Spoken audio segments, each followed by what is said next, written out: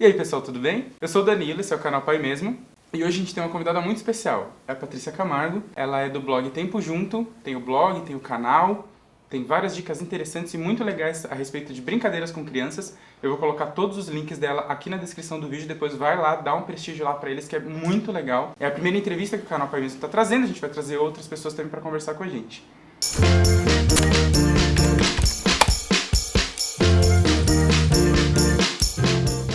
Muito bom, Patrícia. Muito obrigado primeiro pela oportunidade, por receber a gente aqui para poder conversar conosco, tá bom? Imagina. Obrigada a você, Danilo. Obrigada por ser a primeira. Ai, que emoção! Vamos ver como é que vai sair isso, hein, gente? Primeiro conta um pouquinho pra gente.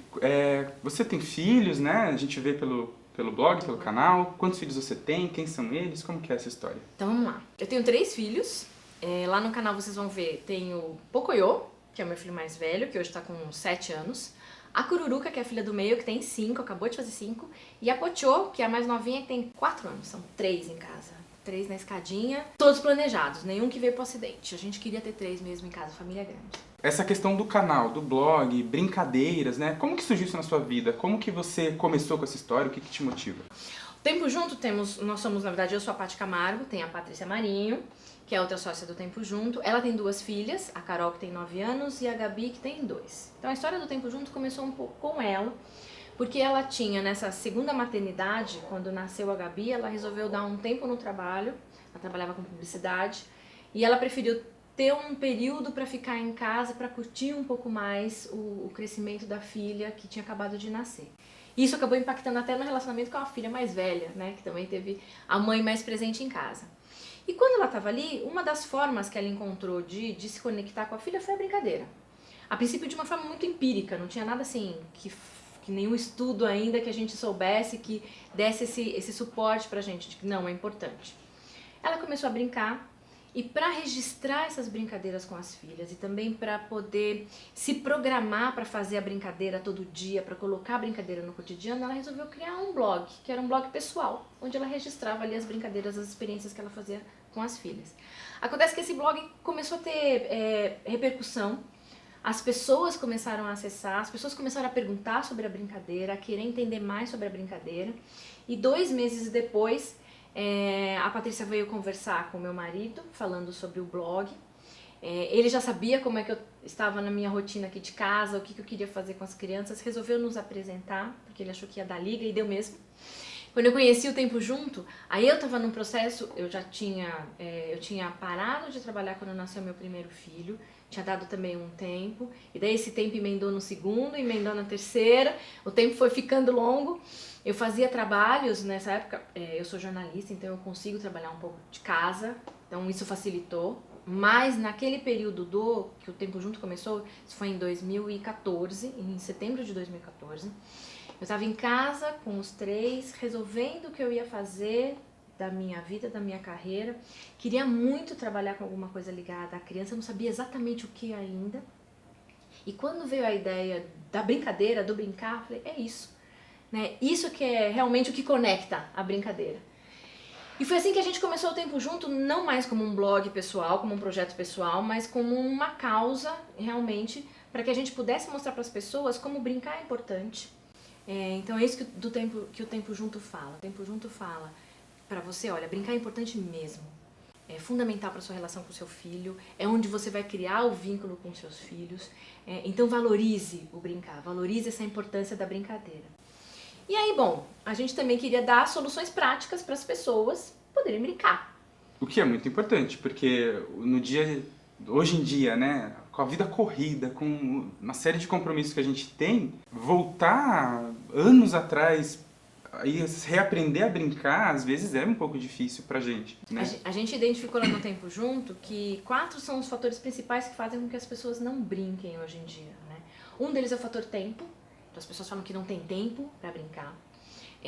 O outro é o fator desconhecer, é o que você acabou de falar. As pessoas não se lembram mais como brincar.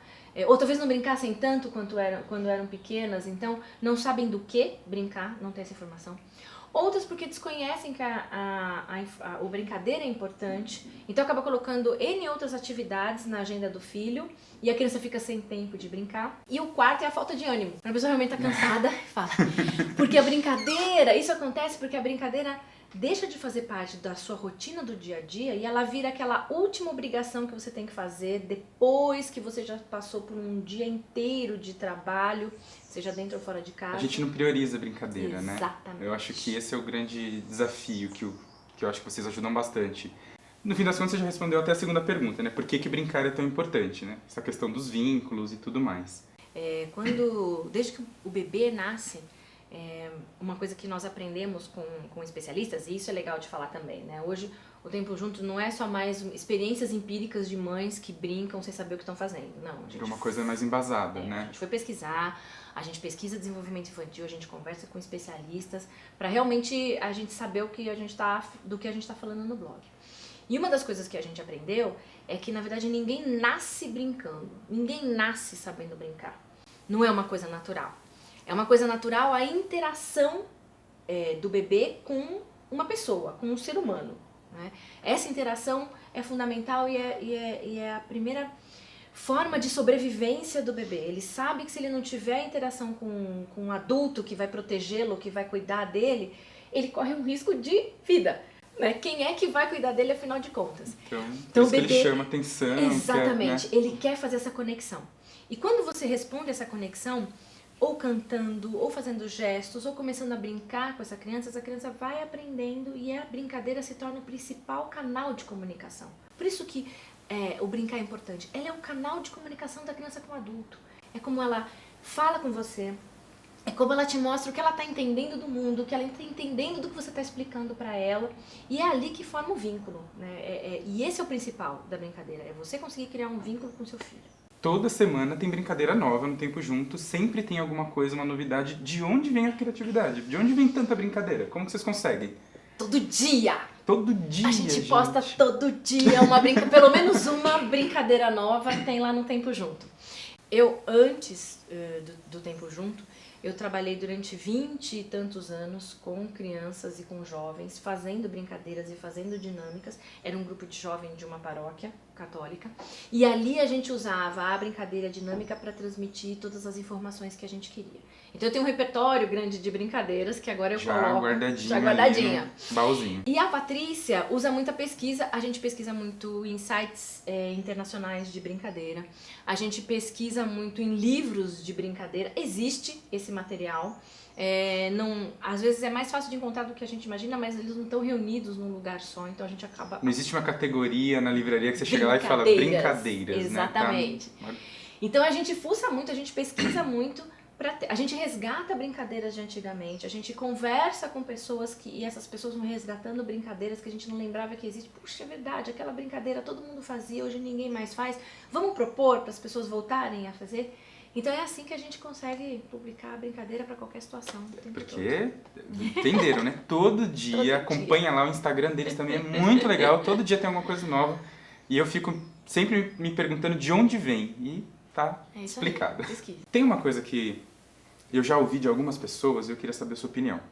Algumas pessoas estão dizendo que a nossa geração de pais, esses pais mais jovens, que lidaram mais com tecnologia na juventude antes de serem pais, são a melhor geração de pais. São aqueles que brincam mais, que estão mais junto. Isso é verdade? É um pouco de exagero? O que você acha? Ó, resposta polêmica, gente, atenção. Resposta polêmica. Você tem razão. A minha geração já era uma geração onde os pais já queriam participar mais da vida dos filhos. Queriam brincar, queriam estar presentes, eles já têm essa consciência. A geração sua, que é uma depois ainda mais nova, está mais ainda à frente disso. Sim, os pais hoje se relacionam mais com os filhos, eles têm essa consciência, eles querem brincar, eles querem participar.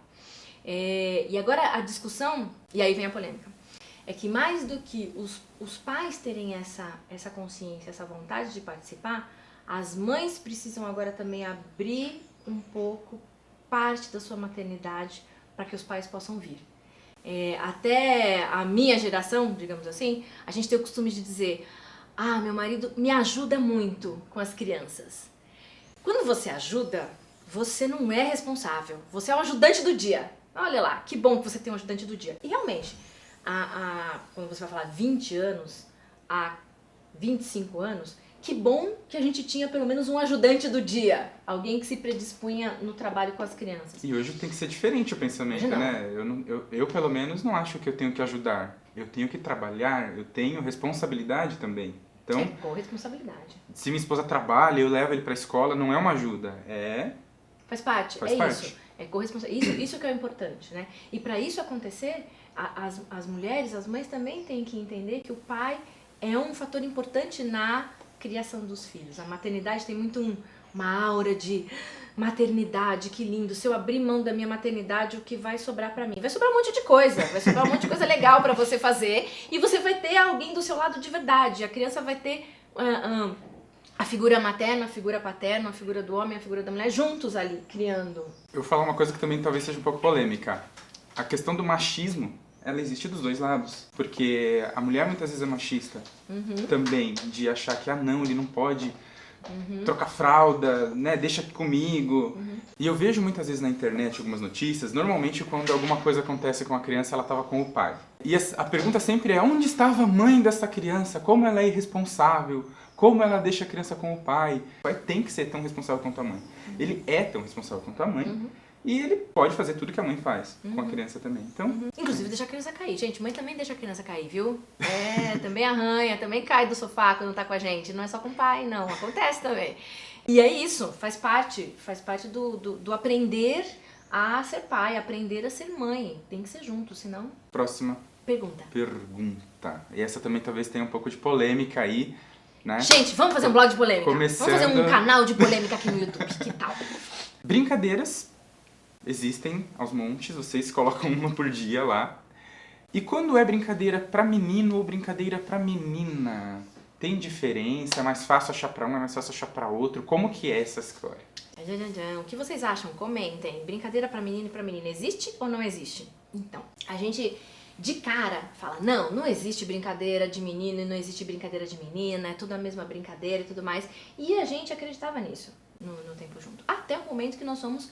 Bom, vamos perguntar para quem entende do assunto. E a coisa não é bem assim. O que os especialistas falam é que existe sim tendências das meninas gostarem de um tipo de brincadeira e de os meninos gostarem de outros tipos de brincadeira. O que não significa que a gente deva impedir que essas brincadeiras se interponham, se intercruzem, ou não, meu filho não vai brincar disso, minha filha não vai brincar daquilo. Então assim, tem brincadeira de menino ou de menina? Não.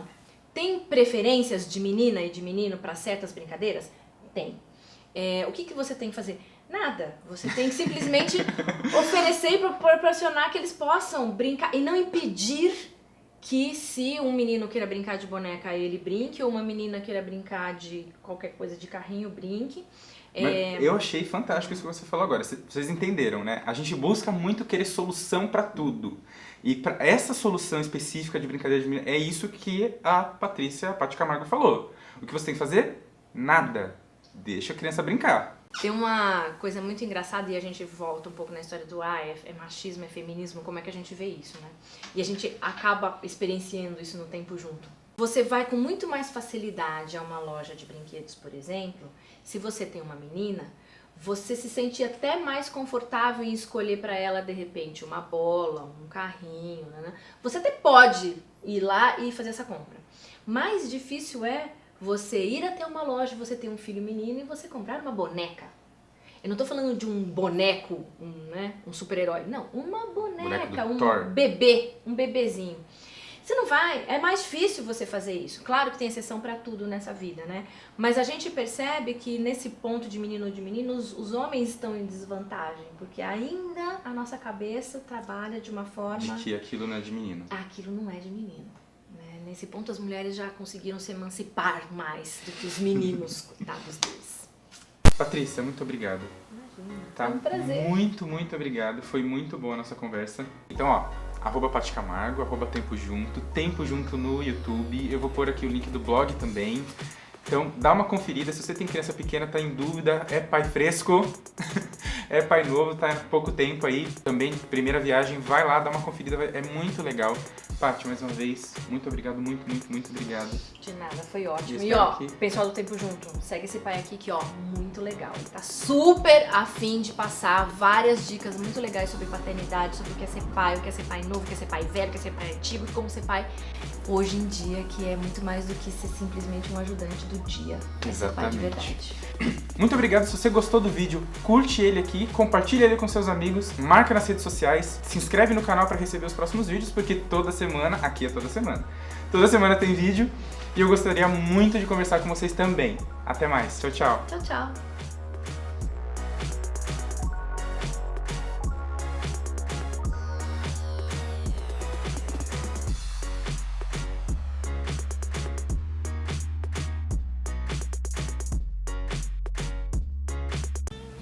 A pergunta é que se você deixar, eu continuo falando. Bem, no filme... Pause. A gravação do filme foi parada automaticamente. Tan, tan, tan, tan.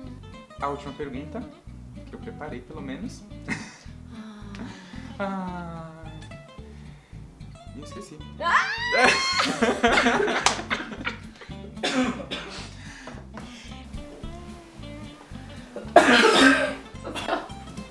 E eu fiquei assim, porque pai de verdade? Eu falei, não é pai de verdade, gente, é pai mesmo. Não é pai de verdade, é pai mesmo. Agora, por exemplo, porque é pai de verdade, não é pai mesmo. Vai mesmo.